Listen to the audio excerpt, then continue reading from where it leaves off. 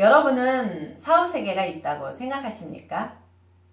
누구나 적어도 한 번쯤은 죽음 뒤에 어떻게 될 것인가에 대해 생각해 보신 적이 있을 것입니다. 사후세계는 있는가? 하나님이 존재한다면 사후세계는 반드시 존재합니다.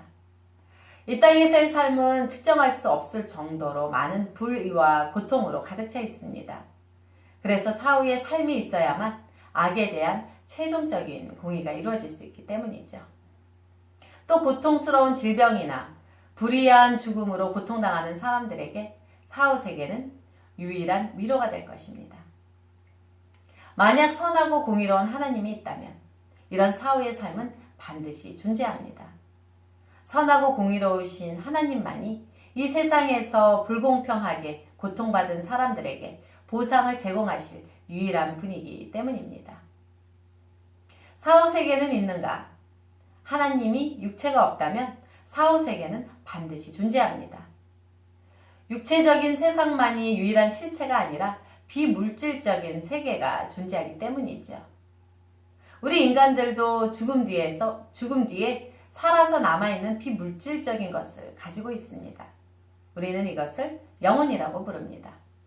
따라서 하나님이 있다면 영혼이 존재합니다.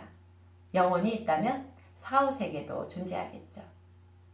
물론 하나님의 존재를 의심하는 사람들은 사후세계를 의심할 만한 많은 이유들을 가지고 있을 것입니다. 그러나 우리가 선한 하나님을 믿는다면 우리는 사후세계가 있다는 것을 믿지 않을 수 없을 것입니다.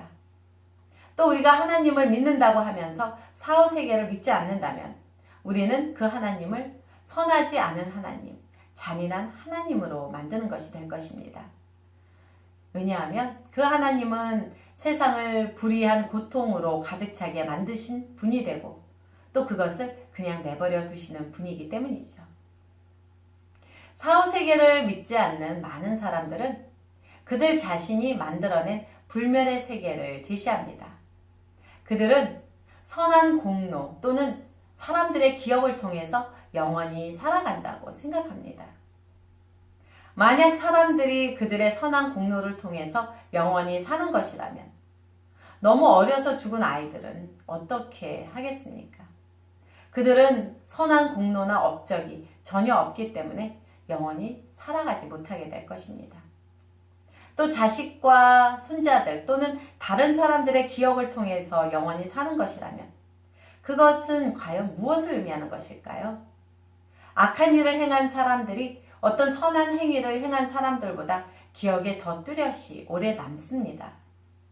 기억을 통해서 우리가 영원히 살아간다면 히틀러와 같은 악한 자는 수많은 사람들의 기억 때문에 세상에 있는 어떤 선한 사람들보다 더 영원히 살게 될 것입니다.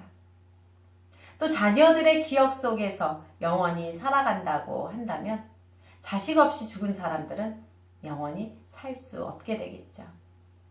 따라서 사후세계가 없다면 우리는 영원히 살 수 없다는 것을 인정해야 합니다.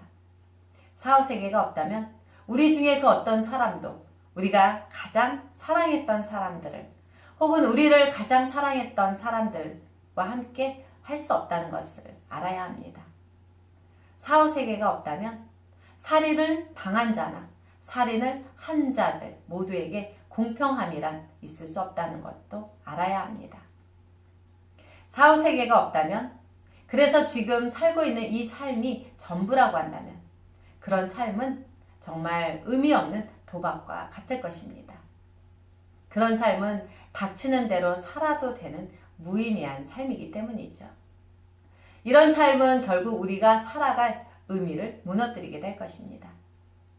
특히 사랑하는 사람들을 이유 없는 살인과 같은 불의한 방법으로 잃어버린 사람들에겐 더욱 그럴 것입니다. 그러나 사후세계가 존재한다면 하나님과 사후세계에 대한 그 믿음이 세상을 더 건전하게 또 살기 좋은 세상으로 만들 것입니다. 따라서 하나님이 계시다면 사후세계는 반드시 있습니다. 물론 하나님도 존재하시죠. 윈도우 온 더 월드 김에스더였습니다.